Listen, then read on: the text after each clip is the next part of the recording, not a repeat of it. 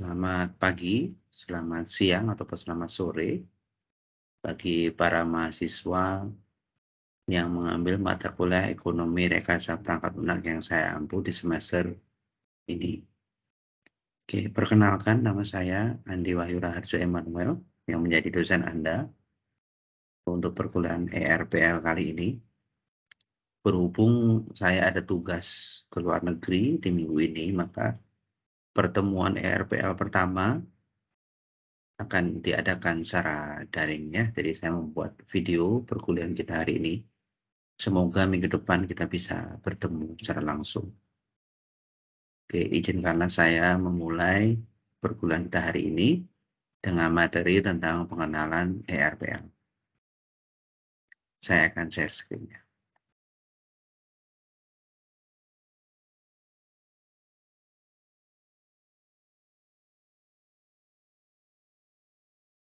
Oke.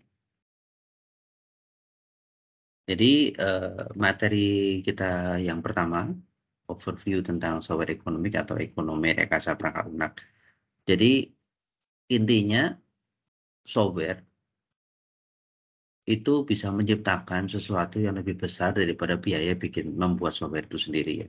Kalau kita belajar yang selama ini kita pelajari di manajemen proyek, perangkat lunak, kemudian yang kita pelajari di RPL dan sebagainya, itu kita lebih concern atau kita lebih perhatian tentang biaya yang harus dikeluarkan untuk membangun software. Tapi pada intinya perangkat lunak itu memiliki semacam multiplier effect ya, atau efek berlipat. Jadi nilainya jauh lebih tinggi daripada biaya pembuatan software itu sendiri. Oke. Jadi itulah yang akan kita fokuskan di pertemuan kita, ekonomi rekayasa perangkat lunak yang merupakan mata kuliah pilihan yang ada di prodi informatika kita. Mungkin Anda sudah pernah mendengar dari kira-kira tahun 2019 ya. Jadi kalau kita sering mendengar istilah startup, ya saya yakin Anda semua sudah tahu apa itu startup. Perusahaan rintisan dalam bahasa Indonesianya ya, dan banyak orang yang berusaha merintis membuat usaha dalam bentuk apapun, dan beberapa perusahaan yang sukses ya tentu saja Anda sudah tahu, misalnya TikTok, kemudian Grab, Gojek, Tokopedia, Shopee dan sebagainya. Itu salah satu atau beberapa perusahaan yang menjadi perusahaan yang sangat besar. Dan aplikasi yang dipakai atau yang dipergunakan perusahaan tersebut dikatakan super app karena isinya banyak sekali fitur yang membantu orang untuk bisa lebih produktif atau bisa lebih menikmati hidupnya seperti itu ya.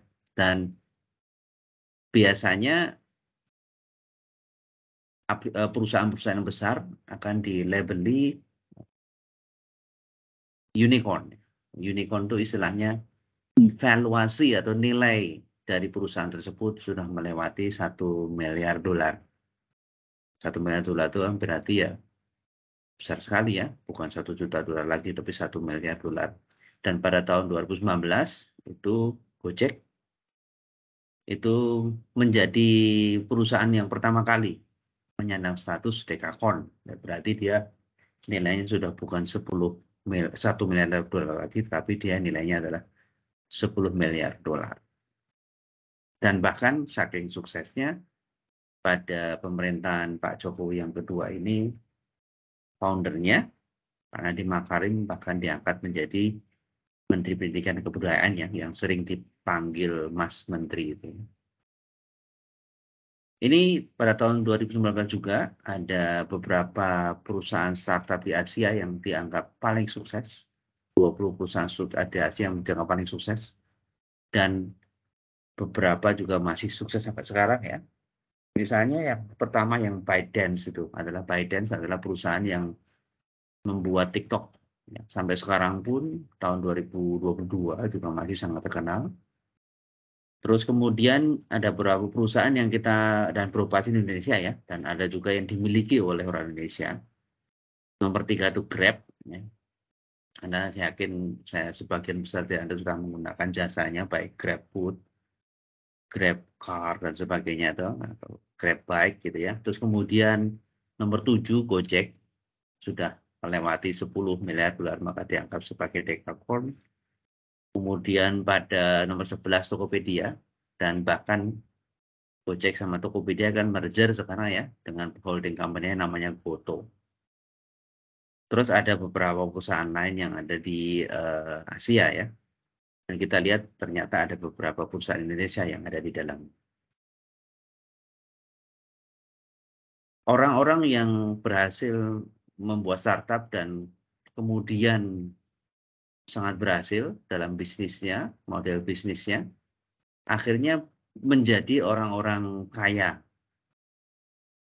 Dan bahkan nilai kekayaannya melewati para konglomerat yang selama ini kita kenal gitu ya, orang-orang kaya yang biasanya konotasikan dengan orang-orang yang sudah sukses lama, jadi usianya sudah cukup tua begitu ya. Tapi perusahaan-perusahaan startup ini rata-rata dikembangkan oleh para muda dan mereka berkembang menjadi sangat sukses, dapat investasi sangat besar dan mereka sudah bisa mencapai tingkat kekayaan yang sangat tinggi pada usia muda. Ini contohnya misalnya yang founder dari Tokopedia, William Tanuwijaya, salah satu co-foundernya, Pak Leon, yang kemarin ada di kuliah perdana, itu juga co-founder dari Tokopedia ya. Beliau adalah alumni informatika kita ya, alumni informatika kita. Kemudian Pak Ahmad Sakti, itu juga yang mendirikan Bukalapak, nomor 149 ya. Terus kemudian Pak Nadiem Makarim yang sudah kita kenal sebagai Menteri Pendidikan dan Kebudayaan dan juga masih banyak yang lain lagi. Selama ini kan kalau kita tahu orang-orang yang kaya di Indonesia itu kan biasanya bos-bos dari perusahaan-perusahaan super besar Indonesia kayak Astra atau Gudang Garam, Jarum dan sebagainya. Tapi di startup bisa mengubah segalanya. Bukalapak juga mulai tahun lalu ya sepertinya sudah masuk ke bursa, menjual saham di bursa Indonesia dan kekayaannya otomatis melejit ya.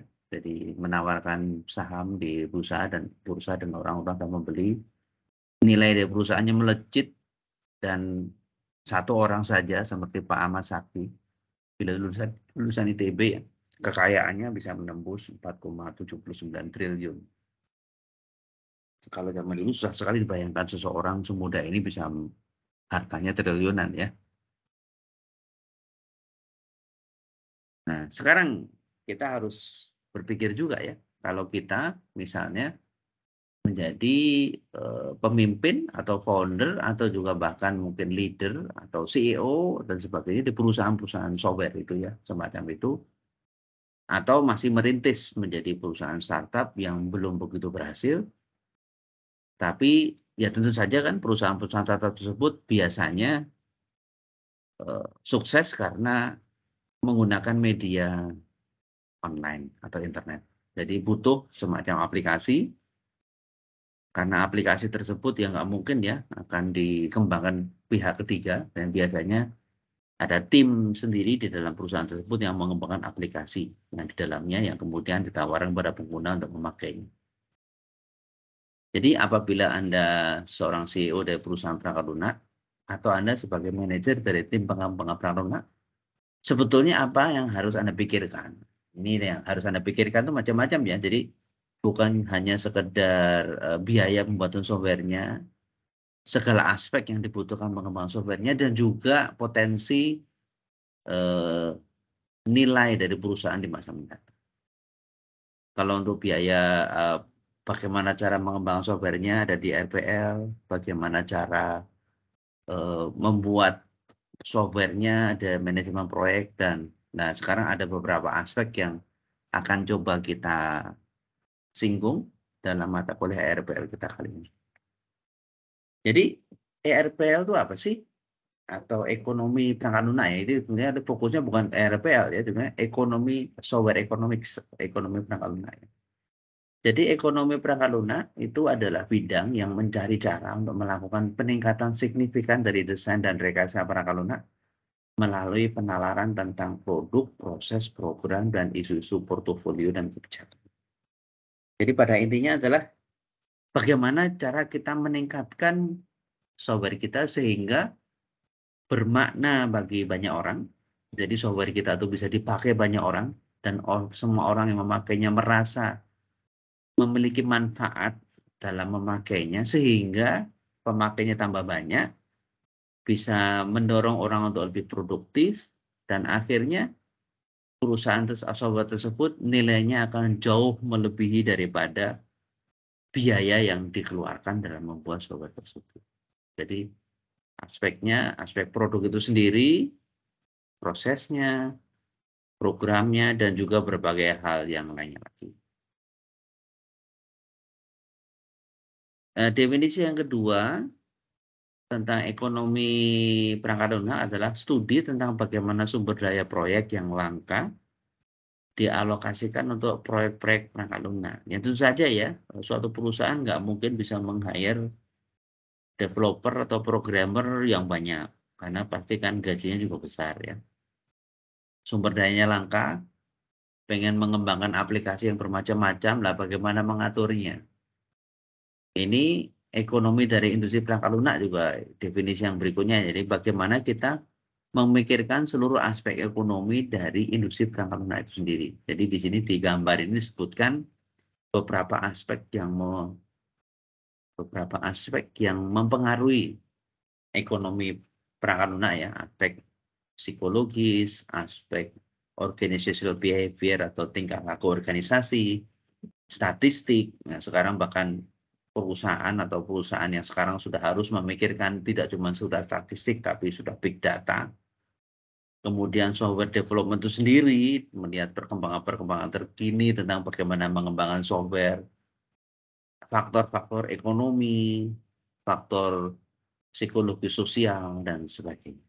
Jadi aspeknya yang banyak yang harus diperhatikan ya. Jadi, tujuan dari ekonomi perangkat lunak itu apa? Jadi menyediakan sebuah pandangan empiris itu berdasarkan pengalaman ya, tentang kemana usaha dan uang dihabiskan ketika kita membangun perangkat lunak skala besar. Jadi bagaimana kita bisa melihat pengalaman-pengalaman, mengaplikasikan pengalaman-pengalaman, bagaimana effort atau usaha dan dana harus dihabiskan dengan bijaksana ya, waktu kita mengembangkan software yang rencananya akan dipakai dalam skala besar. Itu juga menyarankan cara-cara untuk mengurangi dan mengendalikan biaya-biaya pengembangan perangkat lunak. Jadi ada beberapa aspek yang sebetulnya bisa dikurangi, ada beberapa aspek yang bisa diperkuat dan sebagainya begitu ya. Jadi memang kita memikirkan tentang segala aspek ekonomi dari perangkat lunak itu sendiri, termasuk pengembangannya, pemanfaatannya, dan sebagainya. Nah, kita harus lihat ya, ekonomi itu ada dua aspek. Ekonomi itu ada dua aspek. Ada ekonomi yang skala besar, disebut ekonomi makro. Kalau bahasa Inggrisnya macroeconomics. Ada ekonomi skala kecil, atau skala mikro, yang bahasa Inggrisnya adalah microeconomics. Ya. Kalau makro itu ya aspek skala besar, skala dunia, skala negara, dan sebagainya gitu ya. Jadi kalau kita lihat misalnya di Amerika Serikat saja, bahwa rekayasa perangkat lunak itu mendukung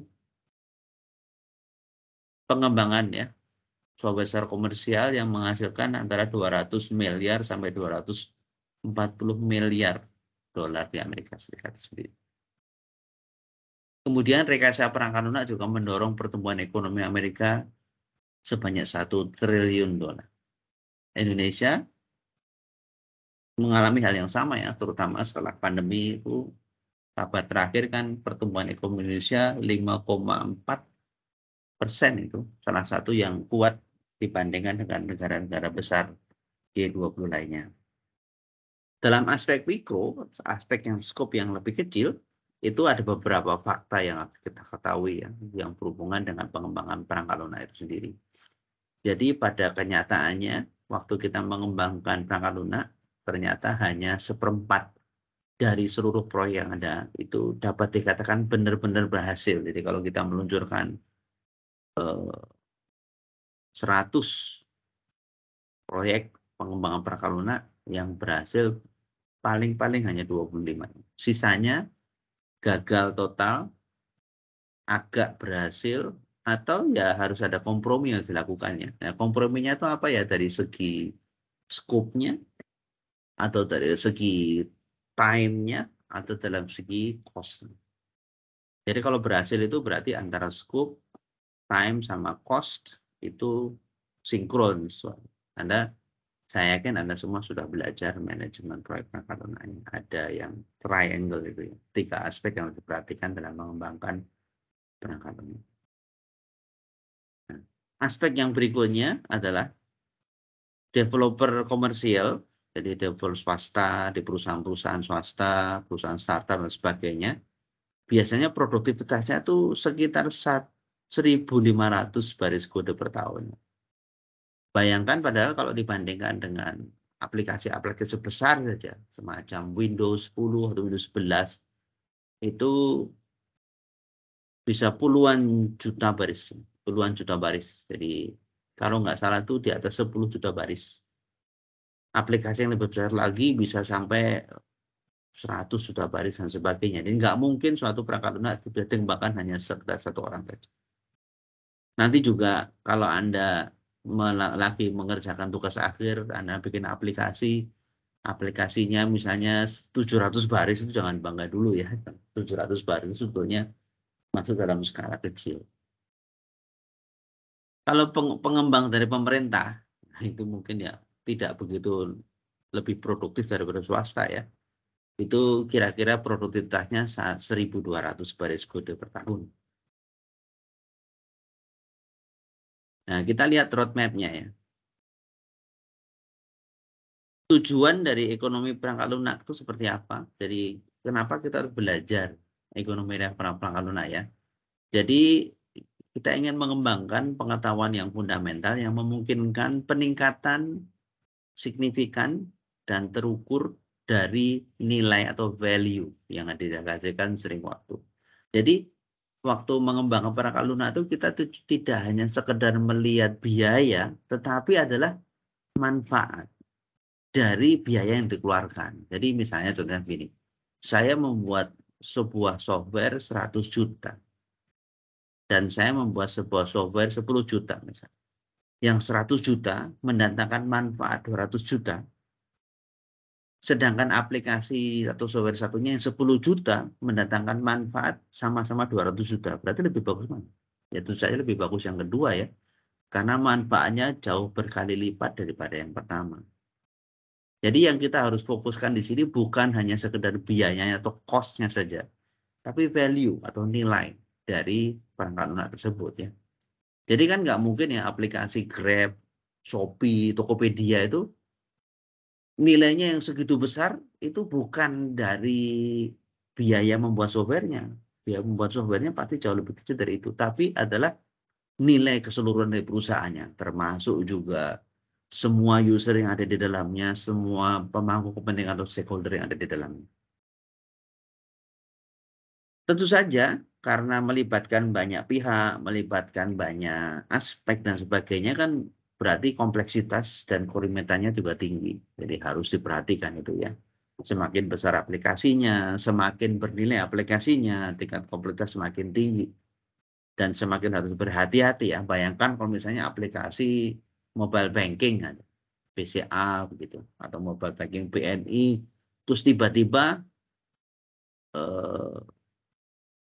berhenti beroperasi. Jadi stop gitu ya, selama 1 jam saja stop gitu. Gara-gara ada kesalahan yang dibuat developernya. Nah, itu kalau cuma stop saja, masih mending ya. Tapi kalau misalnya sampai membuat perusahaannya rugi, berhenti begitu saja, yang tidak melayani pelanggan saja atau user saja bisa melibatkan kerugian yang sangat besar. Apalagi kalau ada kesalahan. Mungkin Anda ingat berapa tahun yang lalu ada kasus Bank Mandiri ya. Karena ada kesalahan yang terjadi pada saat mengembangkan aplikasinya di web bankingnya atau internet bankingnya, ternyata banyak ada orang-orang yang ke transfer uang. Besar sekali nilainya miliaran. Itu sebetulnya orangnya yang nasabahnya tuh nggak salah, tiba-tiba dia dapat transferan gitu. Itu kesalahannya waktu mengembangkan software-nya. Dan ternyata waktu uangnya diminta kembali, ada yang dengan sukarela mengembalikan, ada yang terpaksa harus dipanggil dengan jalur hukum, ada yang tidak mau mengembalikan, uangnya diambil, ditutup dan sebagainya. Jadi seperti itu ya. Ini aspeknya rumit dan harus diperhatikan segala. Terus value, jadi nilai itu sendiri adalah semacam kuantitas yang kompleks dan rumit. Jadi kalau ditanya value itu apa, seberapa besar, ya itu ada kompleksitasnya. Jadi tidak cuma sekedar keuntungan finansial saja misalnya, tapi juga ada aspek-aspek lain yang dampak sosial dan sebagainya. Jadi contohnya misalnya Gojek aja ya. Dulu kan ojek ada di pangkalan. Nah sekarang sudah ada aplikasi, jadi orang bisa manggil Gojek di mana saja. Tidak cuma sekedar mengantarkan penumpang, makanan juga bisa, belanja juga bisa, dan berbagai aspek lainnya. Jadi bisa memberikan solusi dari berbagai macam permasalahan sosial yang ada. Tokopedia juga sama, memperluas jaringan dari penjualan dari seseorang yang mungkin sebelumnya hanya tingkat lokal menjadi nasional dan sebagainya. Terus kemudian juga peta jalan atau roadmap dari ekonomi Prakaruna adalah mengidentifikasikan sebuah jaringan dari luaran-luaran antara yang penting. Jadi kan pasti kalau namanya roadmap itu ada jaringan target-target antara yang harus dipenuhi. Dan kita harus mengidentifikasikan apa saja itu ya yang harus kita perhatikan waktu kita pengen membangun ekonomi yang baik dari suatu perangkat lunak yang akan kita bangun. Gitu. Nah biasanya yaitu cara pandang biasanya. Jadi yang kita pelajari di program studi kita biasanya adalah berfokus pada biaya.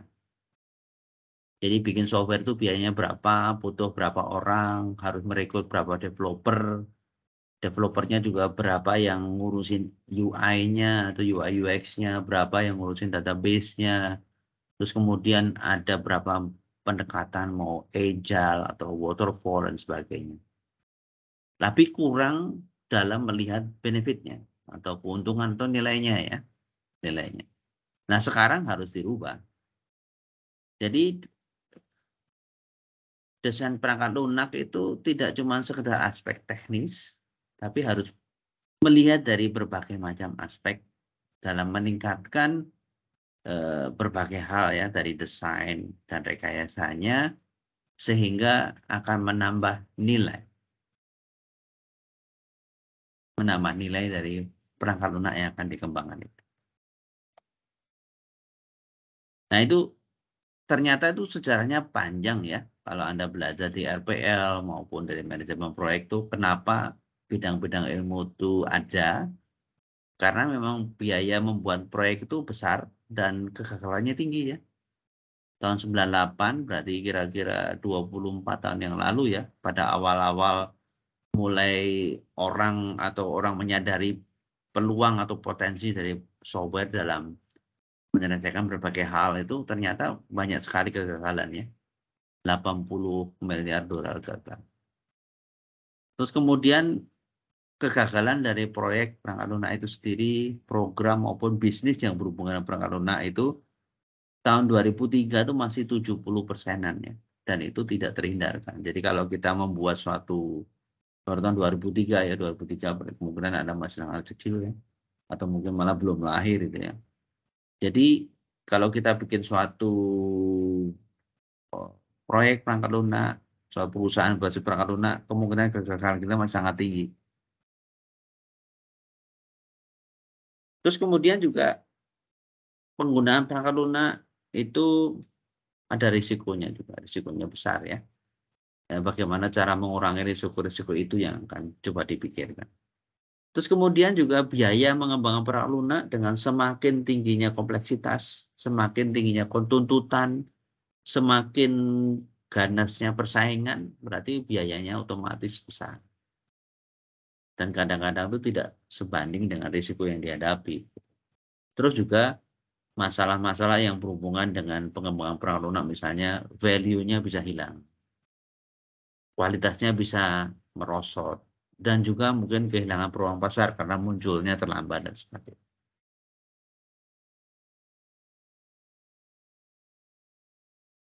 Oke, kenapa harus dipelajari ya perangkat lunak itu ya, riset perangkat lunak harus dipelajari atau harus diteliti. Karena itu ya, pengambilan keputusan rekayasa perangkat lunak sekarang ini hanya berprinsip pada pemisahan kepentingan. Jadi dianggap independen secara ekonomi ya. Jadi pada biasanya yang berhubungan dengan berapa kompleksitas dari softwarenya, isu-isu teknis dalam pengembangan softwarenya dan sebagainya, dan tidak dihubungkan sama sekali dengan value creation atau pembentukannya. Terus yang kedua adalah keputusan desain dikaitkan dengan sangat erat dan keputusan bisnis fundamental.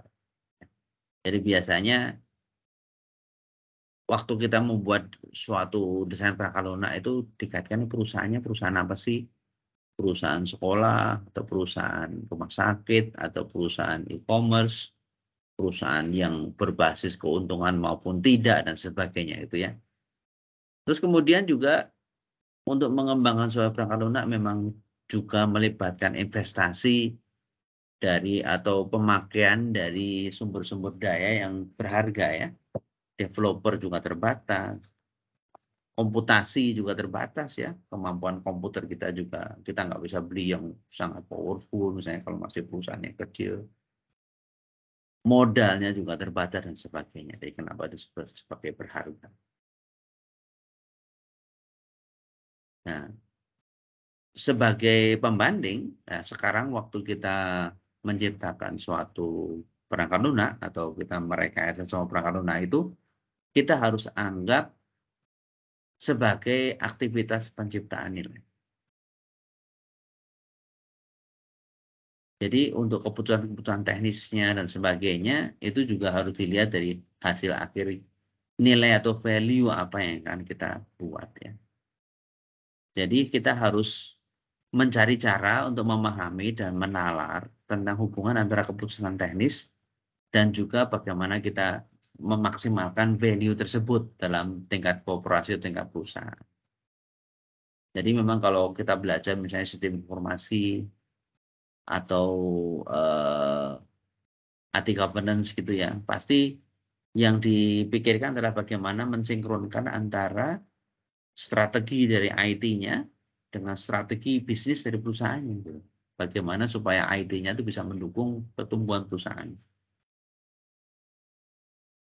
Biasanya waktu kita membuat suatu perangkat lunak untuk mendukung suatu bisnis itu biasanya ada 4 kuadran ya, 4 kuadran. 4 kuadran di sisi dilihat dari risikonya ya. Jadi yang di sisi sebelah kiri kan risikonya ada 2 ya, yang risiko rendah. Jadi kita bikin software dengan atau proyek perangkat lunak dengan risiko rendah, atau kita risiko tinggi. Ini sengaja tidak ada risiko tengah-tengah ya, rendah atau tinggi. Dan juga dampak dari software tersebut akan membuat suatu nilai bisnisnya juga ada 2, yaitu rendah dan tinggi. Rendah dan tinggi. Nah biasanya tidak ada yang benar-benar sangat bagus sehingga kita menciptakan suatu software dengan risiko rendah, tetapi value-nya sangat tinggi. Itu sebenarnya idealnya. Tapi kan tidak mungkin ya, dengan mudah seperti itu kita pakai. Ya, kalau kita misalnya membangun suatu software dengan risiko rendah, tetapi menghasilkan biaya atau value yang rendah juga, ngapain juga. Anda bikin aplikasi yang sederhana, kalkulator gitu. Kalkulator yang sederhana bisa menjumlahkan, mengkalikan. Itu kan risikonya rendah karena tingkat keberhasilannya sangat tinggi. Tapi siapa yang mau pakai? Siapa yang mau bayar aplikasi Anda? Sehingga orang merasa mempunyai manfaat, yang namanya juga beli kalkulator di toko juga banyak. Di handphone sudah ada kalkulatornya. Dan siapa yang mau beli aplikasi Anda? Siapa yang mau pakai? Nggak mungkin kan ya. Terus kita juga mungkin juga membuat suatu software risikonya tinggi, tetapi bisnis value-nya rendah. Ya ini kita sebenarnya kayak bunuh diri aja. Kita duduk di ranting, kita tunggu rantingnya patah, jatuh, dan kita mungkin celaka gitu. Nggak ada manfaatnya. Jadi ngapain juga kita membuat software yang kompleks, berbeda besar, risikonya tinggi, tetapi waktu selesai, orang tidak merasa harus mengadopsinya sehingga meningkatkan nilainya gitu ya. Jadi juga sebenarnya bunuh diri. Ya berarti tinggal yang dua ini ya. Kalau kita membuat suatu software yang risiko tinggi tetapi value-nya tinggi, ya memang perjuangannya tinggi ya. Itu contohnya apa misalnya risiko tinggi, value-nya tinggi misalnya software untuk pembangkit tenaga nuklir misalnya. Risikonya tinggi ya, tidak boleh salah sedikit pun. Tetapi kalau sudah selesai, software tersebut akan memiliki nilai yang tinggi bagi penggunanya gitu ya, karena berarti orang bisa memanfaatkan tenaga nuklir dengan aman, tidak akan kekurangan sumber energi dan sebagainya begitu. Tapi yang idealnya di sini memang ya, bagaimana kita bisa merendahkan risiko dengan berbagai macam teknik ya. Software-nya kompleks tapi bisa dikembangkan dengan risiko rendah, tapi begitu selesai menghasilkan business value yang sangat tinggi. Nah, biasanya itu yang diperhatikan ya. Jadi ada dua aspek di sini. Adanya keputusan-keputusan dalam mengembangkan perangkat lunak. Aspek yang kedua adalah bagaimana kita bisa menciptakan ini. Ada beberapa ketidakcocokan ya antara dua aspek ini ya, aspek keputusan perangkat lunak dan juga aspek penciptaan nilai ya, karena memang yang pertama tidak ada kerangka kerja atau framework yang memadai untuk memodelkannya. Jadi kalau riset itu kita harus bikin model, modelnya kita kasih berbagai macam input dalam lingkungan terkendali sehingga kita bisa melihat kira-kira outputnya seperti apa, dan sampai sekarang belum ada suatu framework yang bisa memodelkannya antara dua aspek penciptaan nilai dan jadi bukan hanya sekedar rumus ya. Jadi itu yang masih dipikirkan sampai sekarang. Terus yang kedua adalah tidak ada alasan yang berkaitan dengan penciptaan nilai yang dipakai sebagai tujuan atau parameter teknis yang dapat dimanipulasi untuk tujuan penciptaan nilai. Itu juga menciptakan nilai juga bukan suatu rumus yang sederhana. Jadi bisa saja suatu aplikasi karena timingnya mungkin sebelumnya tuh nilainya sangat rendah, tiba-tiba jadi booming jadi nilai sangat tinggi. Contohnya ya Zoom itu ya. Jadi sebelum pandemi orang tidak akan memperhatikan Zoom. Zoom hanya perusahaan telekonferensi nilai rendah begitu. Terus begitu pandemi tiba-tiba demandnya sangat tinggi. Tiba-tiba perusahaannya bisa berkembang menjadi perusahaan yang raksasa. Itu kan tentunya ada berbagai macam aspek yang di luar kendali ya. Tidak cuma sekedar parameter-parameter yang bisa diubah sana sini sehingga menciptakan value seperti ini. Terus kemudian juga desainer perangkat lunak juga memiliki keterbatasan ya.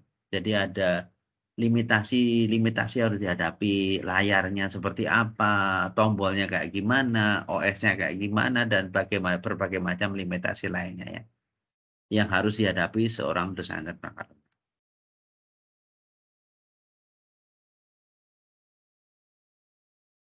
Oke, jadi pada ekonomi perangkat lunak itu kita harus memberikan emphasis atau penekanan pada berbagai hal ya.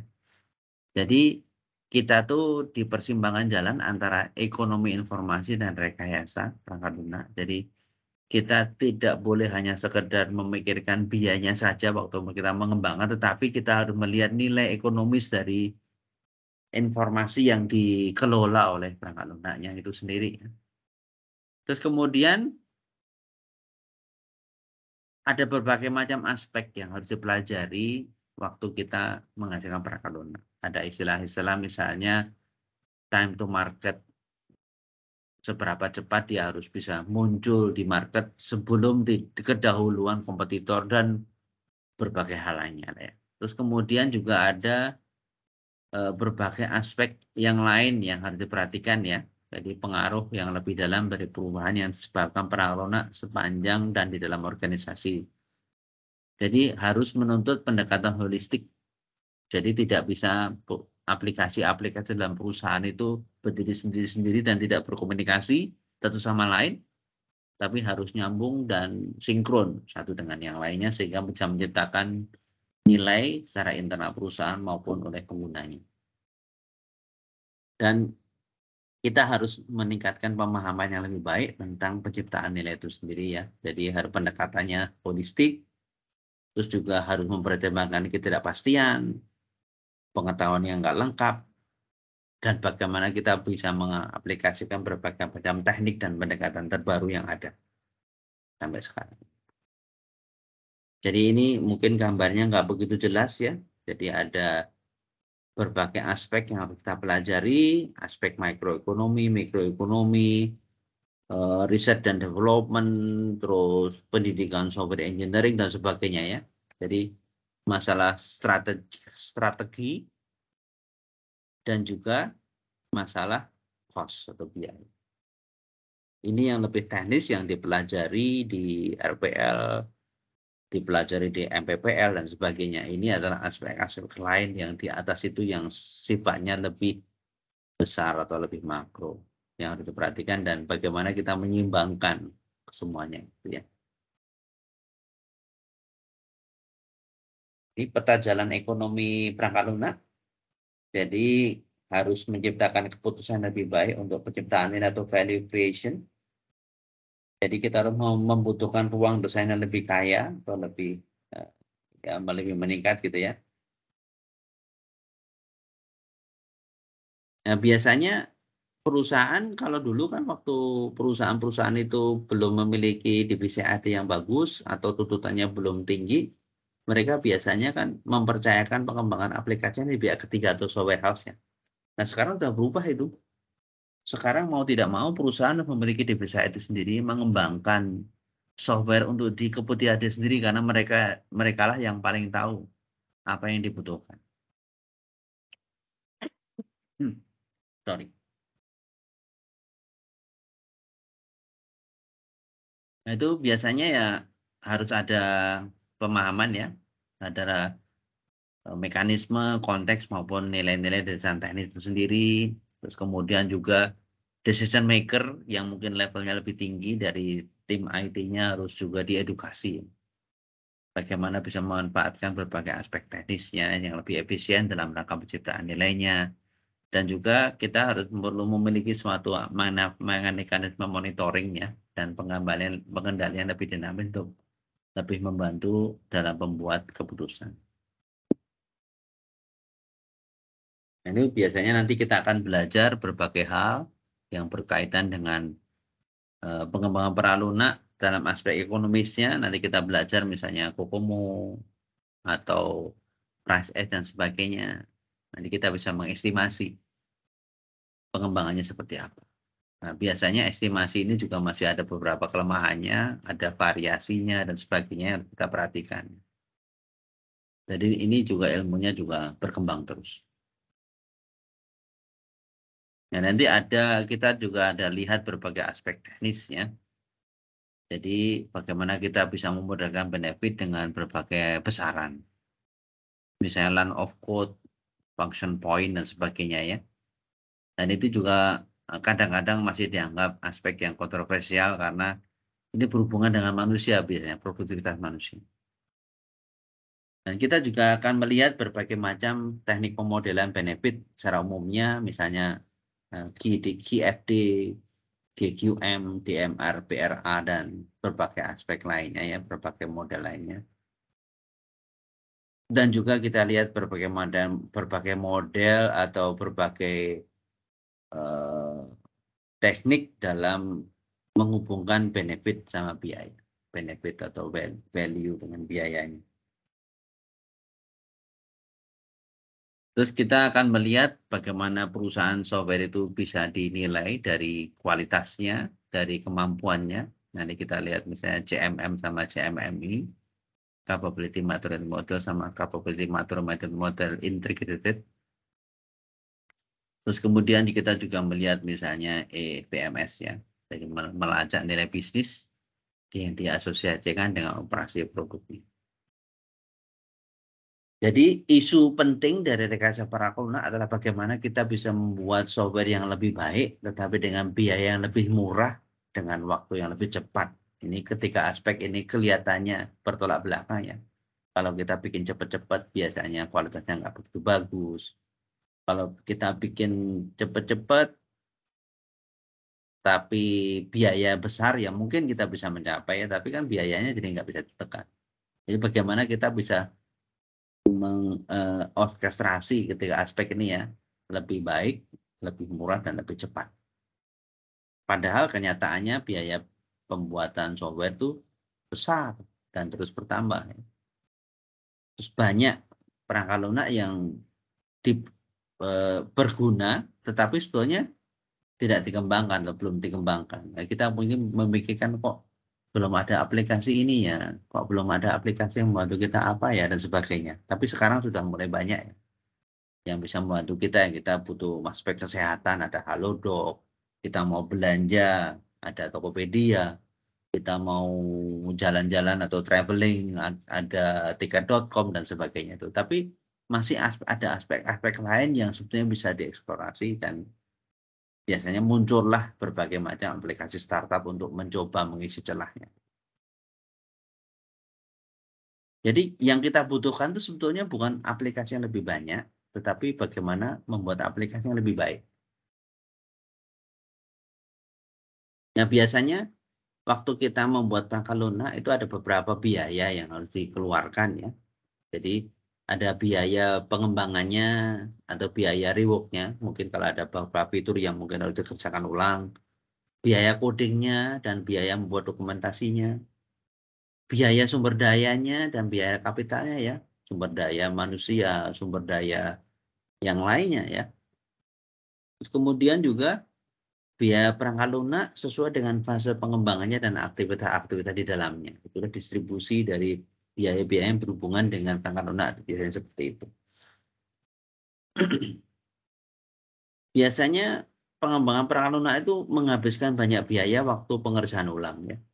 Jadi kenapa saya juga mengajarkan sama Bu Pamela itu penjaminan mutu perangkat lunak. Ya, karena berhubungan dengan itu ya bagaimana kita bisa membangun perangkat lunak dengan bermutu sehingga risiko pengerjaan ulang itu diminimalisir. Karena pengerjaan ulang atau rework itu ternyata membutuhkan kan berarti pekerjaan sebelumnya dibuang harus bikin baru.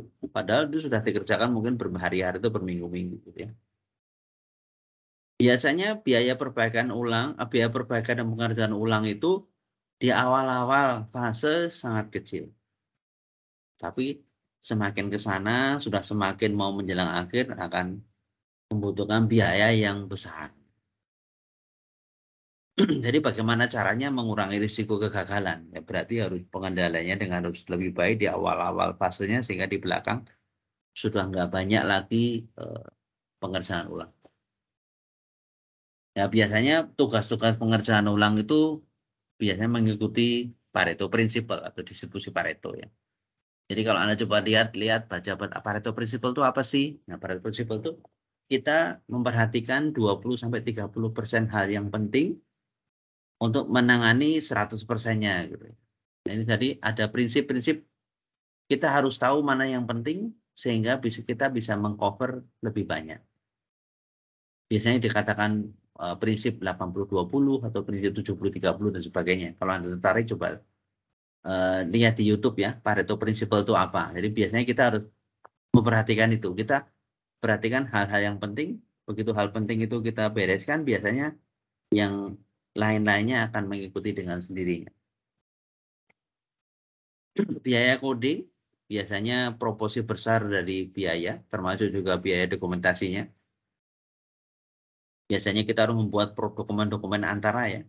Misalnya spesifikasinya, manualnya, planningnya, studinya, laporannya, dan sebagainya. Kadang itu menghabiskan lebih banyak biaya dibandingkan coding itu sendiri. Nah, biasanya juga bervariasi ya. Tergantung dari aplikasi yang dipakai di domain mana. Biaya sumber daya manusia juga besar ya, kan orang perlu digaji, dan sekarang bahkan kalau kita bekerja perusahaan startup yang terkenal itu gajinya lebih tinggi dari perusahaan konvensional. Meskipun berapa minggu atau beberapa bulan lalu kan sudah mulai banyak yang startup yang gagal ya, sehingga banyak PHK dan sebagainya. Jadi pengembangan dan evolusi Parangkat Lunak itu membutuhkan sumber daya manusia yang sangat intensif, sehingga memang harus ada biaya untuk itu. Dan juga kita harus memikirkan mengenai peningkatan produktivitas. Misalnya kita bisa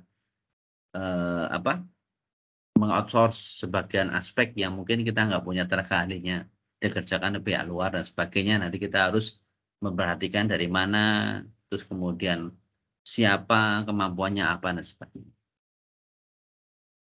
Nah, ini beberapa peluang dalam meningkatkan produktivitas.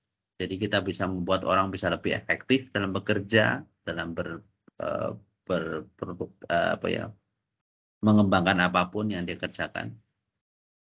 Membuat langkah-langkahnya bisa lebih efisien, jadi tidak ada efek samping atau hal-hal yang tidak bermanfaat begitu ya.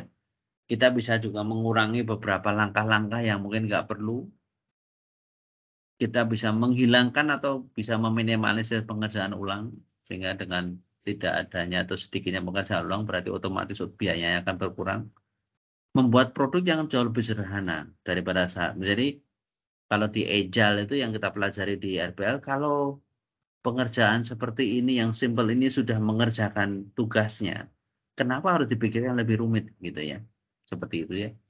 Terus bagaimana kita bisa meningkatkan penggunaan kembali dari berbagai macam komponen, dari beberapa komponen bisa dipakai kembali sehingga nggak perlu mengerjakan dari nol lagi dan sebagainya. Nah ini ada itu sebetulnya overview saya tentang ekonomi perangkat lunak. Dan tentu saja ada tugas ya harus Anda kerjakan di pertemuan pertama ini meskipun sifatnya masih daring. Jadi saya tugaskan Anda membuat Anda mencari artikel dari internet tentang kegagalan dari proyek perangkat lunak. Jadi bisa dari majalah, website, dan sebagainya dari internet ya. Terus tolong Anda tulis nama NPM, terus kemudian buat ringkasan sebab utamanya apa. Terus Anda kalau sudah mempelajari itu, Anda coba usulkan solusi dengan nalarnya bagaimana tuh rasionalisasinya solusinya seperti apa gitu ya menurut versi Anda jadi Anda sebutkan saja proyek yang gagal apa, kemudian deskripsi singkat diambil dari mana, kemudian Anda buat semacam ringkasan satu paragraf singkat tentang sebab utamanya apa, kemudian baru yang berikutnya Anda mungkin satu atau dua paragraf Anda mengusulkan solusi sebetulnya itu dulu tuh bisa diselamatkan dengan cara seperti apa. Jadi itu tugas Anda untuk pertemuan yang pertama. Oke, dan saya akan membuat setup untuk submission-nya. Jadi silahkan upload ya. Hasilnya di Microsoft Word saja atau pakai PDF juga bisa. Oke, saya akan matikan sharing-nya ya. Jadi seperti itu yang saya bisa jelaskan di pertemuan kita hari ini yang bersifat rekaman ya. Jadi kita akan bertemu kembali di pertemuan kedua secara luring di minggu depan. Pertemuan kita di Lab Informatika Lanjut. Terima kasih atas perhatiannya. Sampai bertemu kembali minggu depan dan jangan lupa dikerjakan tugasnya. Hari ini akan saya buka submission-nya sampai sore. Silahkan lihat deadline-nya di situs kuliah. Oke, saya akan akhiri pertemuan kali ini. Terima kasih atas perhatiannya. Salam sehat selalu.